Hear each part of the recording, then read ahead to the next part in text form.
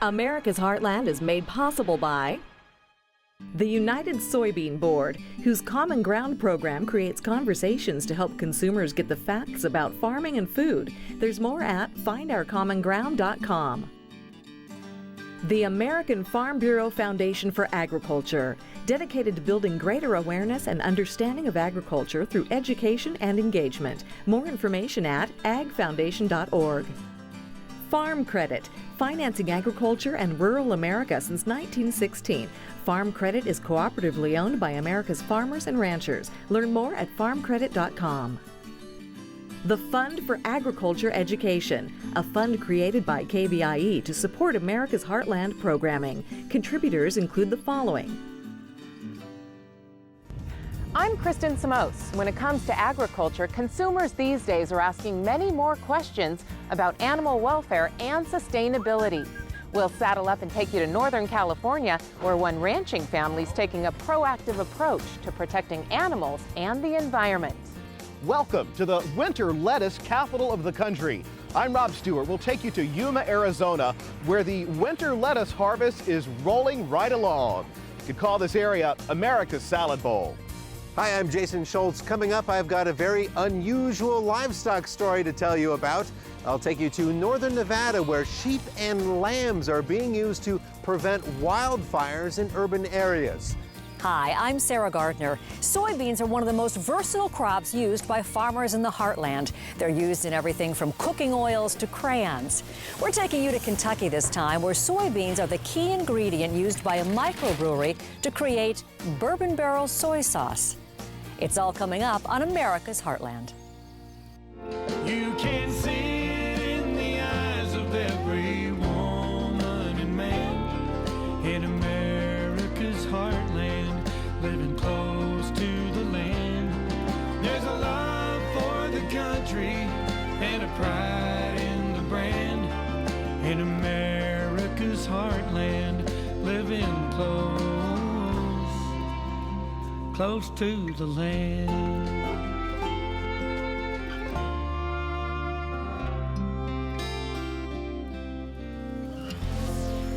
If I mention cattle ranching, you'd probably think of some wide open spaces in Texas or maybe Colorado. But we're here in Northern California, where cattle ranching and conservation are all part of one ranching family's future.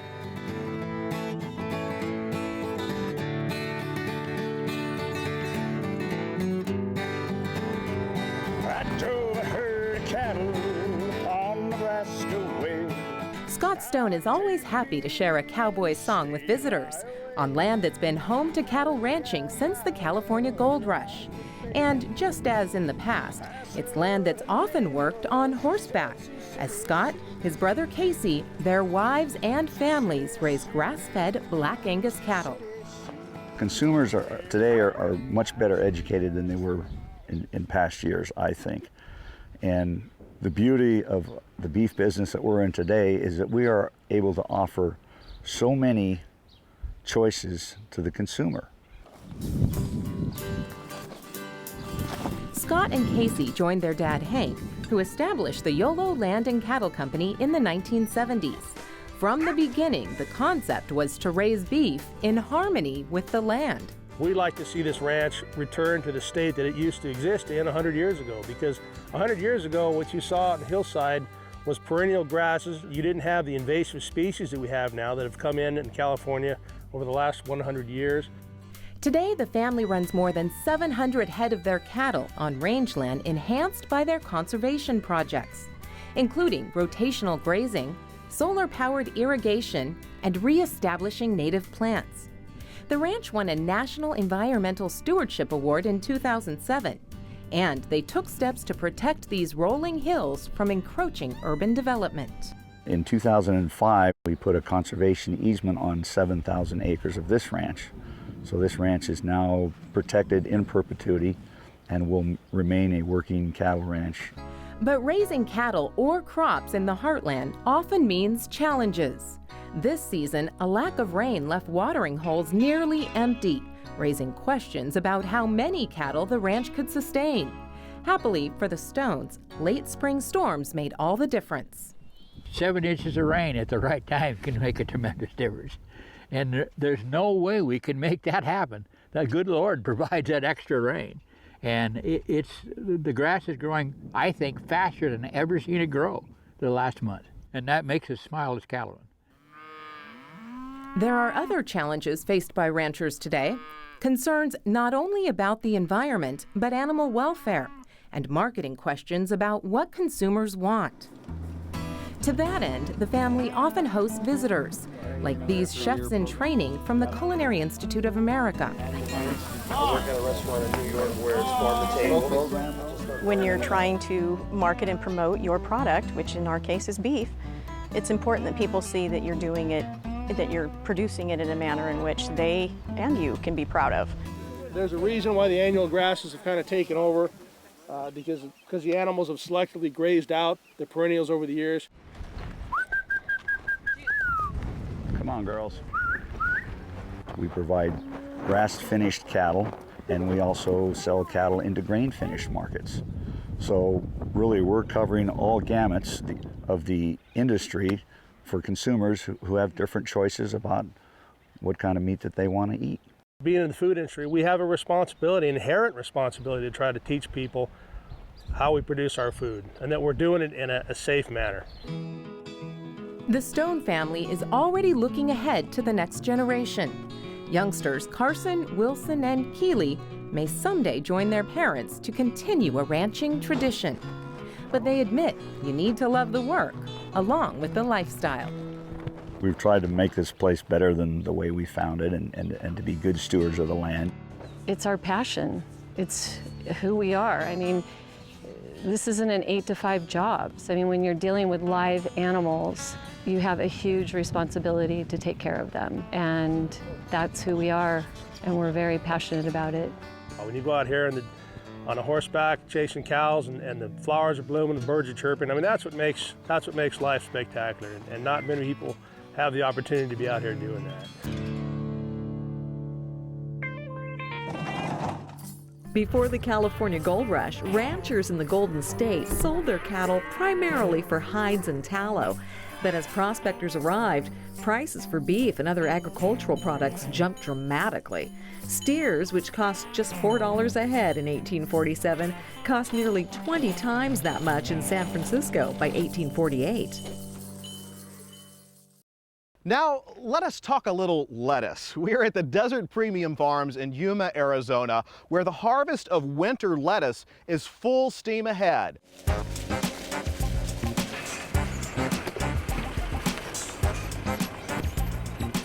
Great in salads, lettuce is one of the most popular vegetables at your supermarket. American farmers will produce 1/4 of the lettuce grown on Earth. But the green and leafy favorite is highly perishable, which means the challenge for growers is to pick it, pack it, and get it to consumers. I would say millions of people have eaten ours and our neighbors' lettuce grown in this area. The average American will consume about 30 pounds of lettuce each year. Much of it comes from these fields near Yuma, Arizona. We produce this product as a collective, and we all have pride in it. So we want the market to have a good reputation. On this late February afternoon, farm workers spread across the fields to harvest different kinds of lettuce, from iceberg to romaine. How soon will this be to a consumer? Will this be on someone's table? 2 days to 2 weeks, depending on where you're at in the U.S. or Canada. You service some of the largest fast food chains in the country. There's a bunch of growers here in Yuma that produce for companies that supply all of those large restaurant chains with consistent product throughout the year, day in, day out, the year round. So we literally are standing in the largest supplier of winter lettuce in the country. Yeah, this area here in Yuma is, salad is big business here. That's what we're looking for. Yeah, it looks gorgeous. Kent Inglet and John Bolts farm 3,000 acres of land in southwest Arizona. And these days, farmers must look beyond picking and packing to meet consumer demand. In the lettuce game, presentation and preparation are also important. The way that it's handled in the field for use in romaine hearts later on is they'll take and take the bottom off, which we call tailing, and they'll take the top off, which the crews are a lot better at it than I am.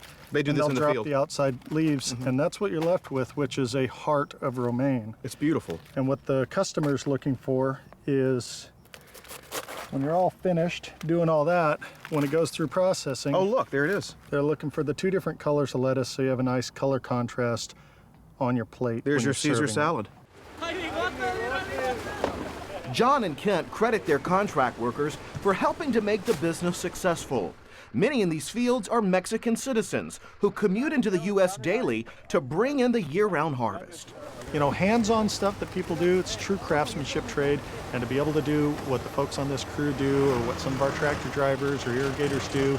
A lot of people talk about ag labor not being skilled, whether you're driving a combine in the Midwest harvesting grain or you're cutting lettuce and trucking it to market. It's highly skilled labor. Come on, it's picnic time! Come on, Daisy! Come on, kids! A midday meal here often means lunch alongside the fields. This is romaine lettuce that we just harvested about an hour ago from there. What's your favorite food? Lettuce. And why is lettuce your favorite food? Because Daddy loves it.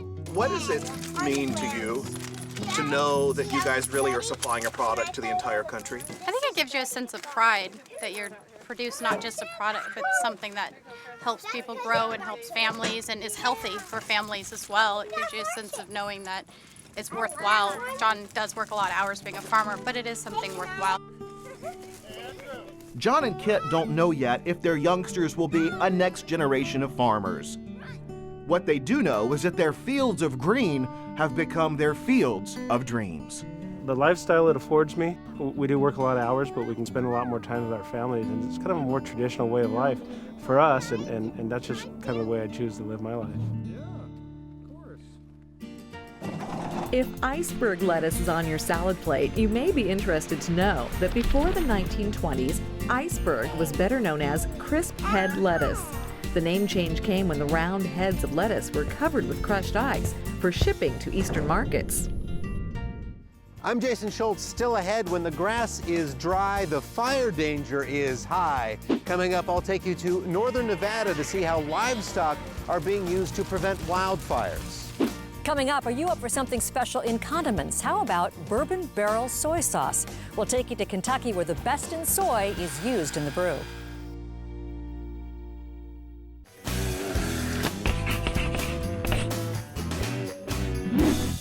Hi, my name is Marcus Meisler, and I have a question about agriculture. Now, I know that improving the environment is on everybody's minds these days, and I've actually read that crop rotation is one approach to support sustainability when it comes to farming. But I just don't know what those words mean to the farmer or to me as a consumer. Let's give you a little information that just might clear up those definition difficulties. When we talk about rotating crops, we're not talking about circular cornfields or those big irrigation arms that move in a circle to water crops across parts of the heartland. Crop rotation really has to do with planting different crops in the same field from year to year as a way to improve soil conditions and reduce the need for artificial fertilizers. How does it work? Well, way back in time, farmers discovered that if you keep planting the same crop year after year, you use up the nutrients in that soil and you get disappointing harvests. But plant a different crop and you can replenish the field by adding new nitrogen to the soil. Crop rotation can also improve soil structure and fertility by alternating deep-rooted with shallow-rooted plants. So what's rotated? Well, soybeans and corn are big players in the rotation game, along with beans adding nutrients to the soil and improving yields. But lots of other plant choices come into play. Think about rye, oats, and barley, even clover, depending on the soil, the climate, and how much rain a farmer can expect to get. Which brings us to the other word you asked about. All of this works to improve the soil, making it possible to sustain the land and get a better harvest year after year.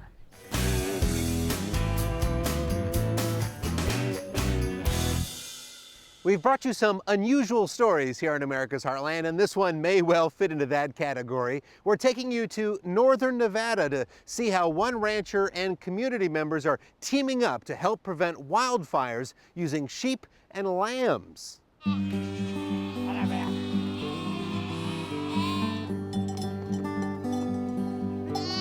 American ranchers raised more than 5 million sheep and lambs in 2011. Not only livestock that ended up on your dinner table, but animals that provided nearly 30 million pounds of wool for things like sweaters and suits.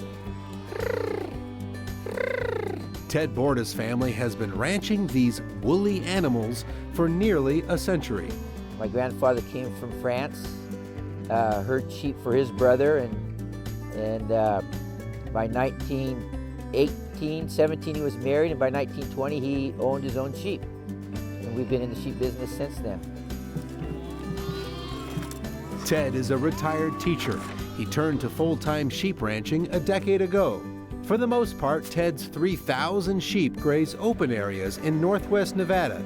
But come spring, they take on a different task, tied to a disaster that happened in 2004. It was then that an explosive wildfire called the Waterfall Fire consumed nearly 9,000 acres near Nevada's capital of Carson City.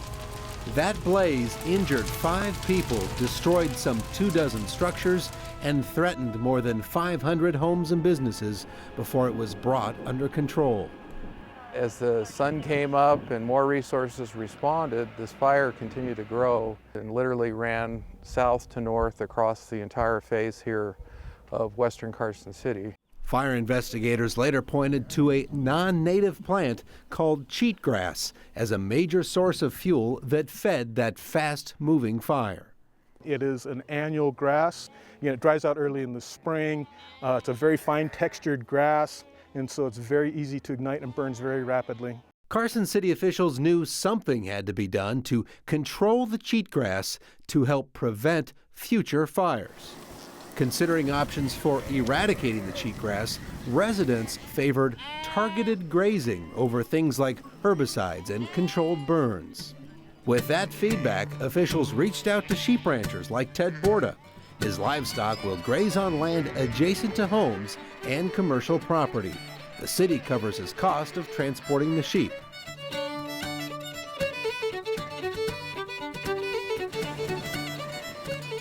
It was $20 million to fight the fire. They lost another $18 million in homes. So this is a pretty cheap way to, knock down those fuels. So if you have a fire, you can control it. The sheep will only eat the cheatgrass in the spring when the plant is short, green, and tender. It's a good feed right now. They like it, they'll eat it. And when the seeds are soft, they'll eat it. But when the seeds start getting hard, they won't touch it. During the early spring, the sheep can plow through a lot of cheatgrass. If we have about 800 sheep, using approximate numbers of forage, of what they will eat, and through the week, we're anticipating about 13 tons of fuel being reduced off the landscape per week.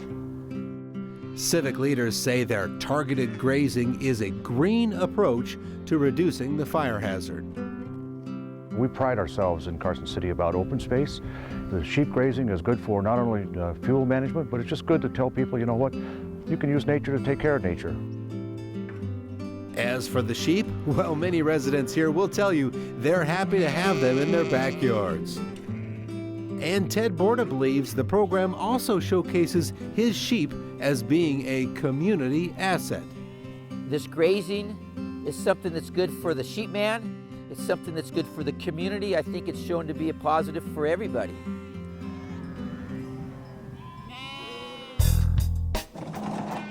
There are some 900 different breeds of sheep worldwide, and those woolly coats deliver a good deal of fabric. A pound of wool can be drawn out to more than 5 miles of yarn. But you'll find wool fibers in much more than suits and sweaters. Open a modern baseball, and you'll find more than 450 feet of yarn wound around a cushioned cork center. Soybeans are an important commodity in American agriculture. They're used in animal feed around the world, and human foods using soybeans and soy-based products have enjoyed a much higher profile in recent years. Soy sauce is one of those foods, and here in Kentucky, serving up the sauce means using a down-home recipe.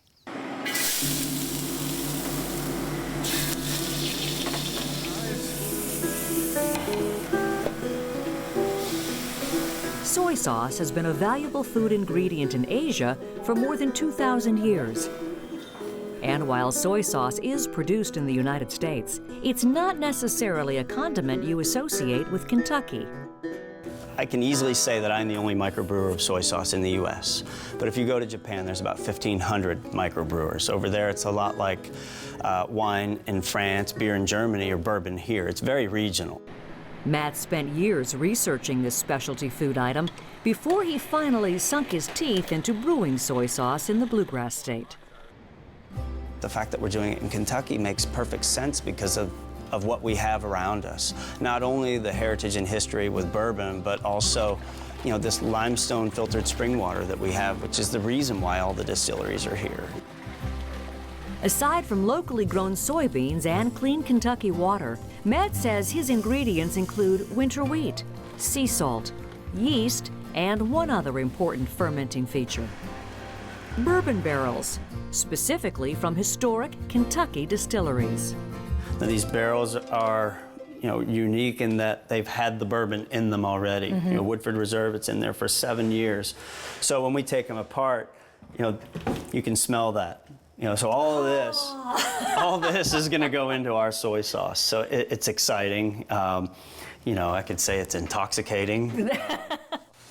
The process starts with cooking the soybeans for about 5 hours. We want them to be nice and soft. You can squeeze them between your fingers. Yeah, you're there, you're set, you're ready to go. So that allows the yeast to penetrate. Matt then refines the wheat. Why is it important to crack it up? Well, this will open up the wheat for the yeast. So, you know, the soybeans get cooked to make them soft so the yeast can penetrate. The wheat gets roasted and cracked so the yeast can penetrate.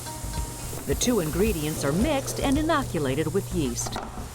The mixture is then allowed to cook in these aging drawers for 2.5 days, becoming what the Japanese call koji, a form of dry mash. Over the course of 2.5 days, the beans start to change and the yeast takes hold. And you can see the big difference between the two here. You know, one's nice and toasty warm, and you can feel this. Oh, where wow, the yeast what is a working. difference. Yeah, we try and keep this under 104 degrees and above 80 degrees. As the koji is cooking, the limestone filtered water is mixed with sea salt, creating a brine in the wooden bourbon barrels. Then, the koji is added to the liquid, aging in the barrels and becoming a wet mash. Matt says his intent is to create a condiment with rich, well-developed flavors. He says many factory-made soy sauces are produced quickly. His will take 12 months. It's a little sweeter, and it has a hint of that oak that has been saturated with bourbon. After that year of aging, the mash is scooped from the barrels and ladled into a press lined with muslin. The muslin is then wrapped over the mash. Boards and a jack are placed on top, and the mixture is squeezed, pressing the soy sauce into a container below. Gonna add just a touch more of his soy sauce.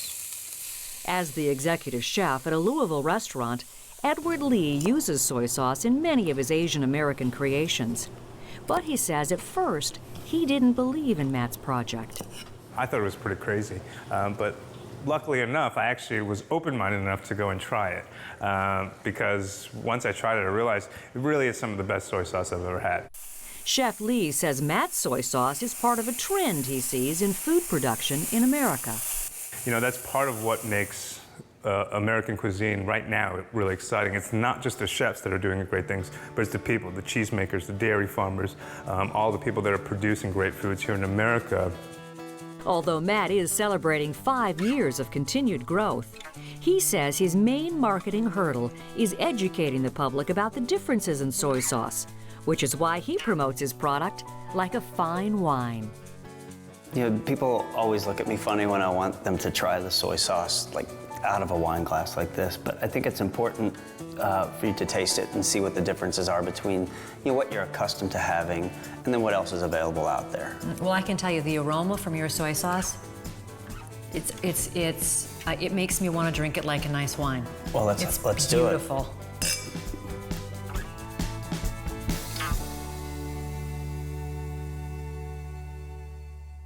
That's going to wrap it up for us. We're glad that you could come